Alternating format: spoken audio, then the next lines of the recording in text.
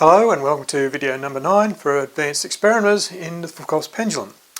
Today's video we'll be talking 4 subjects, continuing on from how to make our accurate plumb bob, metal versus non-metal plumb bobs, and we'll go in a little bit of detail about that. That's pretty important.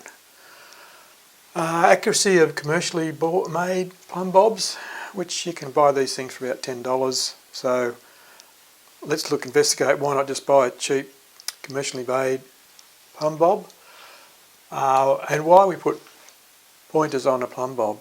So let's now look at the plumb bobs that I made. So here are the 2 plumb bobs I have. The one on the left is the glass plumb bob that I made. It is 50mm diameter and 162 grams. The one on the right is the commercially purchased plumb bob, which is 40mm and 280 grams in diameter. The only modification I had to make was this adjustment to the string. I had to modify that, which you'll see in the video. The clear winner as weight is concerned is the commercially purchased plumb bob, which is 280 grams, and as we know, the heavier the plumb bob, the more accuracy.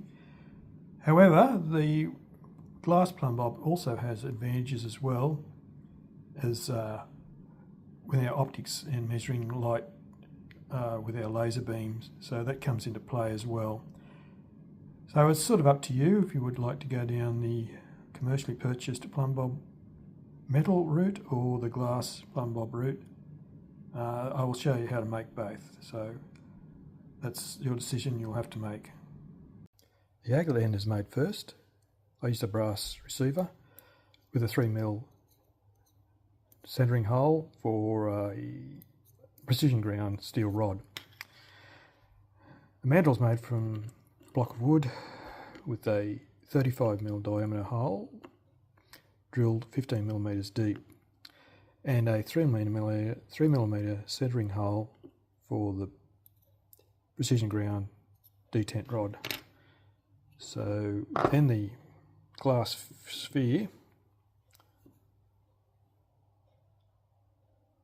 is inserted into the mandrel,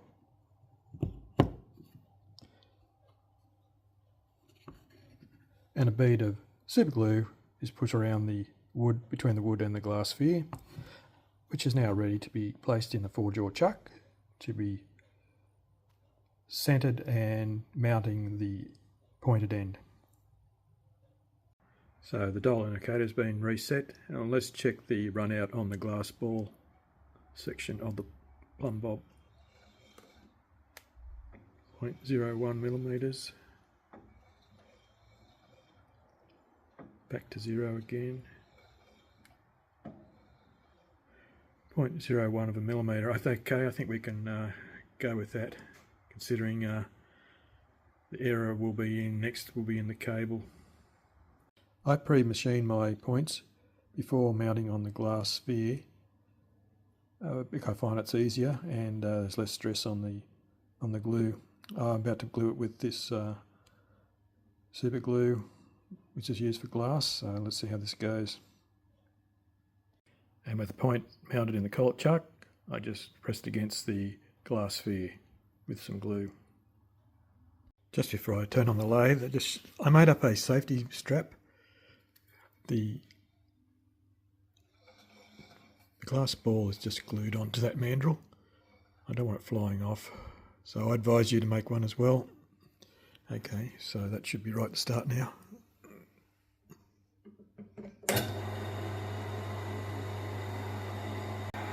Yeah, slight bit of run out. Should be able to pull that out. I'll readjust the tip. Let's just check the reconcentricity now. That's 0.01.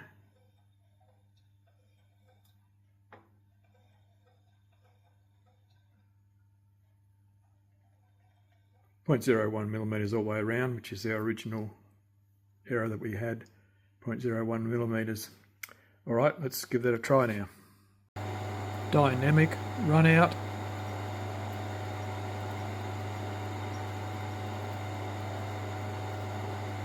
Run out on threaded section.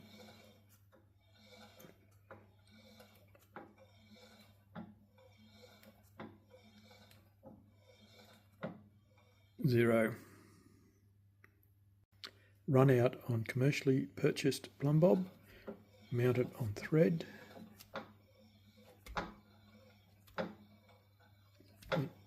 0.28 millimeters.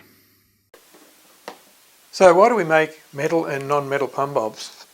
Well, two reasons I encountered. Firstly, I had a situation where I worked many years ago where I worked on a no-brake electrical generator system, which consisted of a DC motor, an AC motor and an AC alternator. And I guess across the diameter of the DC and AC motor would have been about 2.5 to 3 metres across the diameter. It was a large, very large installation. And I was told that, I forget which one it was either the DC or the AC motor, or even could have been the AC alternator, had a self-exciting earth magnetic field. So when one of these devices, which one it was, started up, it was self-exciting just from the magnetic field from the earth.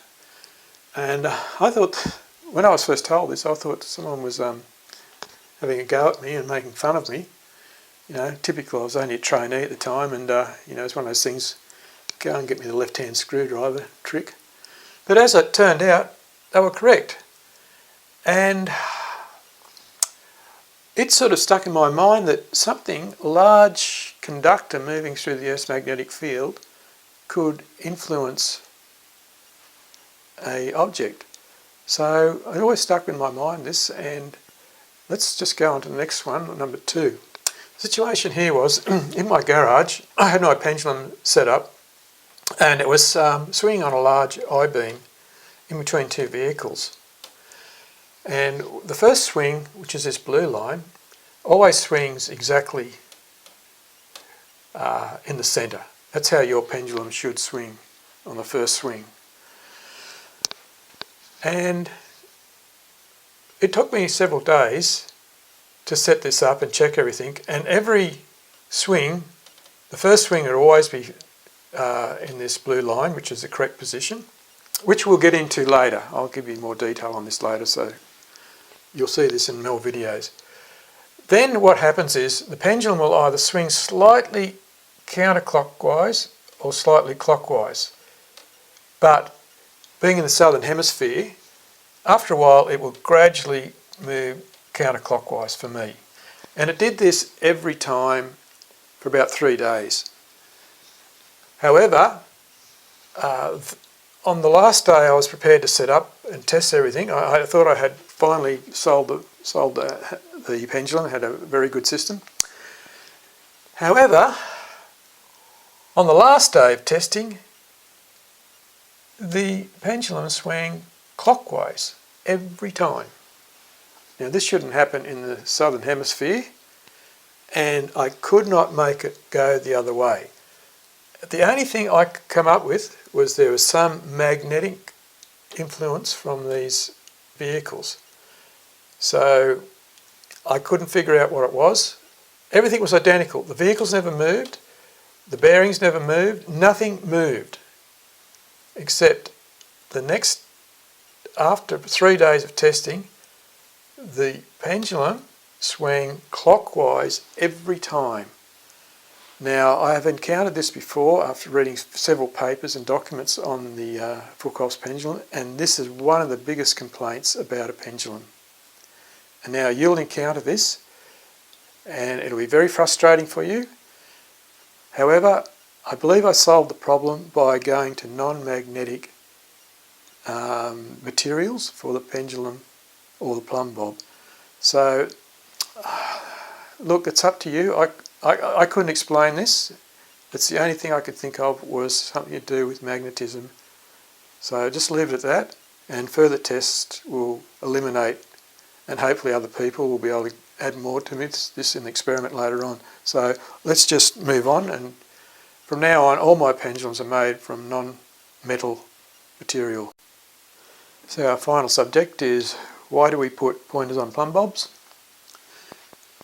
Well, if you looked at the last video, It gives an indication of how accurate our plumb bob is before it becomes a pendulum.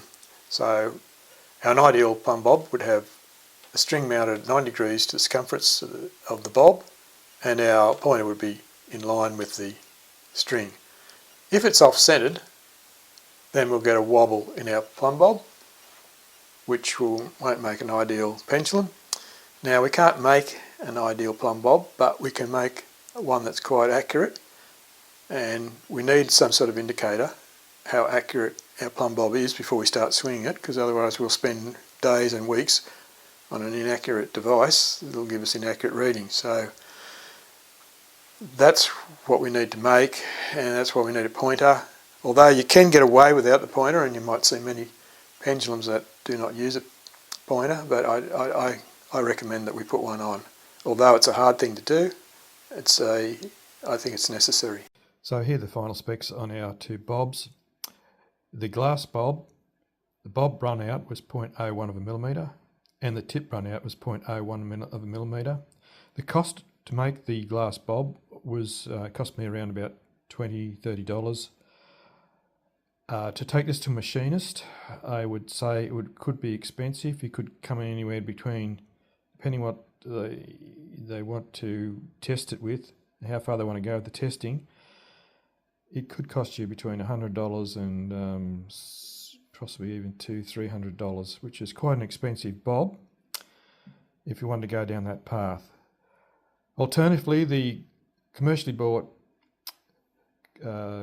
metal bob, its run out was 0.28 of a millimetre, which I consider to be very good. We didn't measure the tip because there's no point in measuring the tip, because the run out would have to be redressed, and that would mean you would have to have access to a machinist or a lathe. And again, for $10, is it worth spending that extra money to remove 0.28 of a millimetre? The next video we'll see will be the dynamic test with the roof mounted jig to test the wobble in the bobs, and that'll be the next video I make, so stay tuned for that.